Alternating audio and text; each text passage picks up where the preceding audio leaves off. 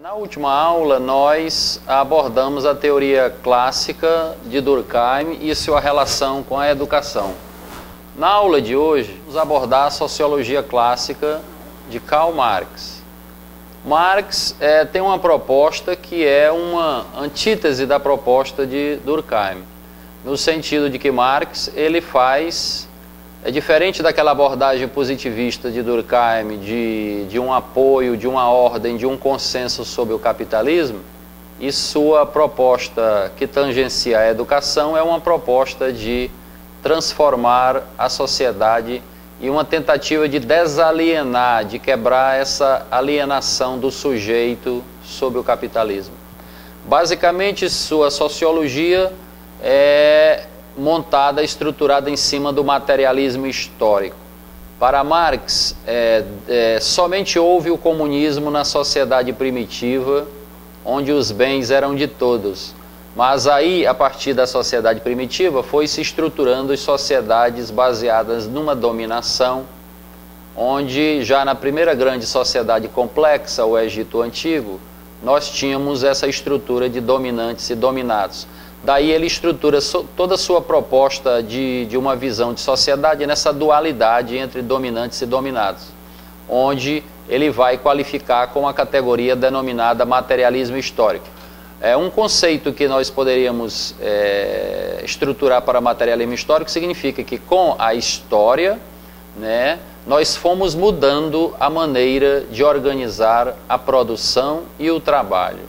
Então, segundo Marx, duas coisas nunca mais se puseram sem transformar, que foi a maneira de organizar a produção e a maneira de organizar o trabalho. Então, sua sociologia, ao contrário da sociologia de Durkheim, que é uma sociologia do consenso, da ordem, da manutenção da ordem, essa preocupação positivista do Durkheim, é uma sociologia do conflito. É uma sociologia da negação da sociedade capitalista e, principalmente, ele pensa no devir, no futuro, que seria a superação rumo primeiro, a passagem numa sociedade de transição, que seria o socialismo, para chegar naquilo que ele denominou de o fim da história, que seria o comunismo. Ou seja, desde a vida primitiva, os homens lutam pela posse dos bens.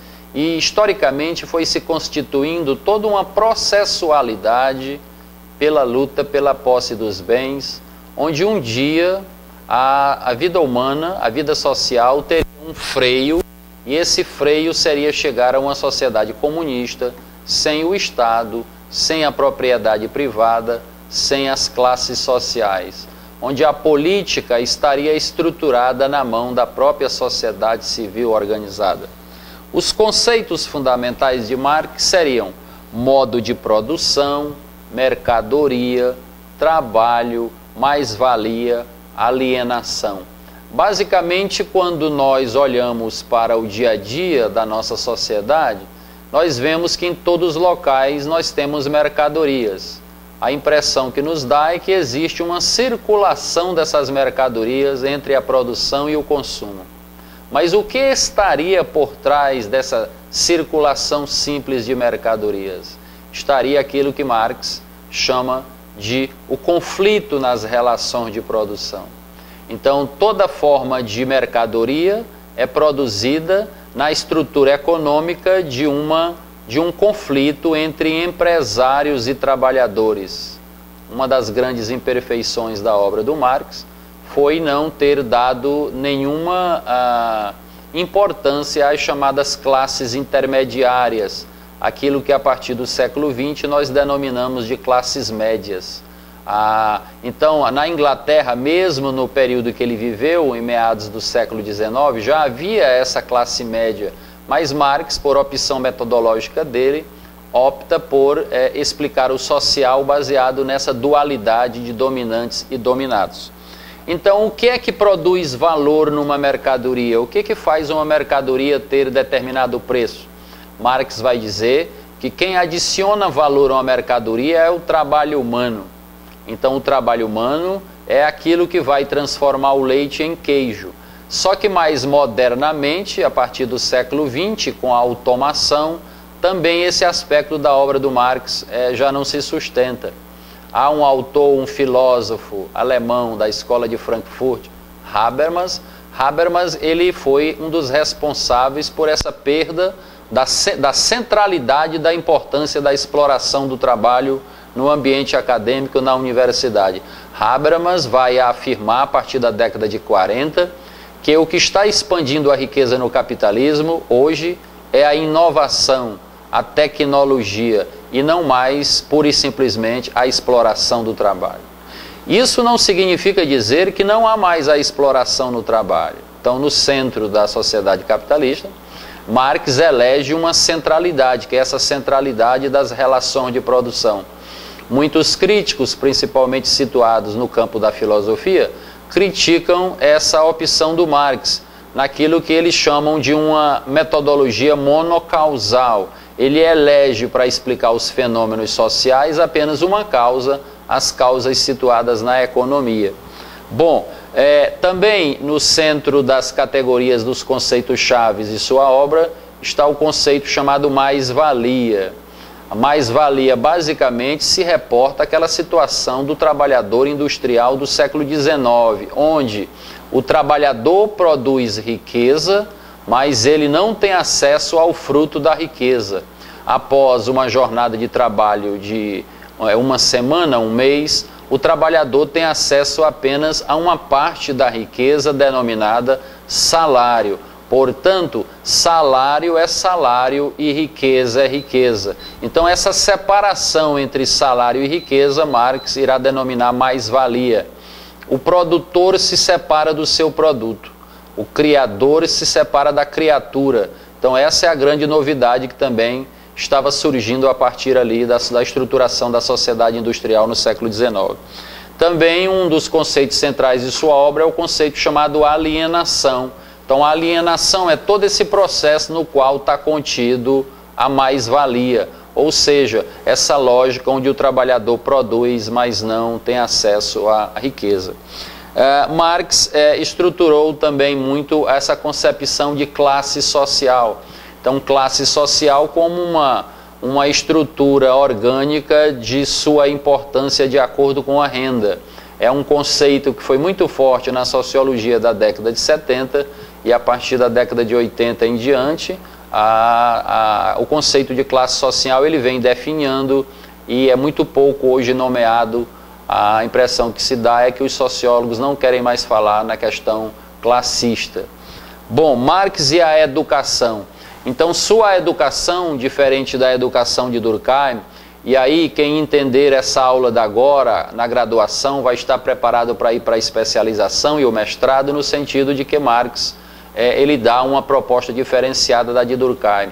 Então, sua proposta é de uma educação desalienadora, uma educação emancipadora no sentido do indivíduo perceber essa estrutura onde ele trabalha, forma o capital, mas não tem acesso à riqueza. Então significa que Marx vai fazer uma visão da sociedade onde ele admite essa estruturação entre dominantes e dominados. Ele também via com bons olhos a questão de desde cedo as crianças se encaminharem na indústria. Então, crianças até 6 anos trabalhariam 2 horas na indústria, já sob a forma de uma espécie de estágio, de 6 a 12 anos, 4 horas, e de 16 anos em diante, já pensando a inserção no mercado de trabalho dos filhos dos trabalhadores, numa incorporação lenta a um futuro de trabalhar na indústria, que era a lógica da época dele. O que nós temos de diferente é porque na lógica da indústria do capitalismo do século XIX, os trabalhadores praticamente não tinham direitos trabalhistas, os trabalhadores não faziam parte ainda da riqueza. Lentamente essa noção de direitos trabalhistas estaria nascendo.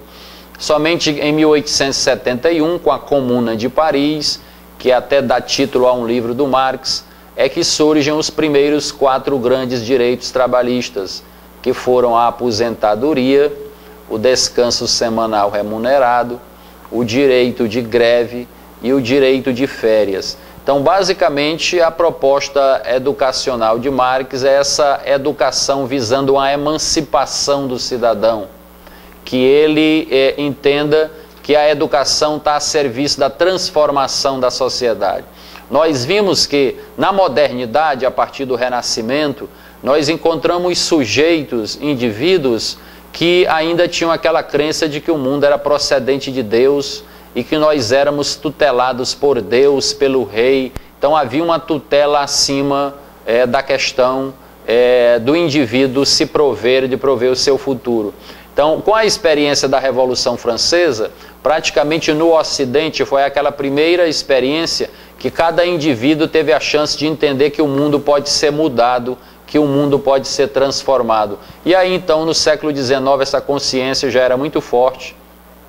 Entender que nenhuma estrutura social é feita para durar para sempre e que nós podemos transformar o mundo. Então essa agenda do Marx para a educação é uma educação que tem a capacidade de esclarecer, é uma educação daquilo que os filósofos da escola de Frankfurt, mais à frente, na década de 40, vão chamar de emancipatória, para que cada indivíduo entenda seu papel na sociedade, inclusive seu papel não só de conformação nesse social, mas que ele seja preciso que ele entenda que ele tem um papel também de transformação da sociedade a partir de uma educação esclarecedora, emancipadora. Então, sua proposta de educação não está ligada àquilo que na tradição da educação se chama a educação como reprodução, mas sim a educação como transformação da sociedade.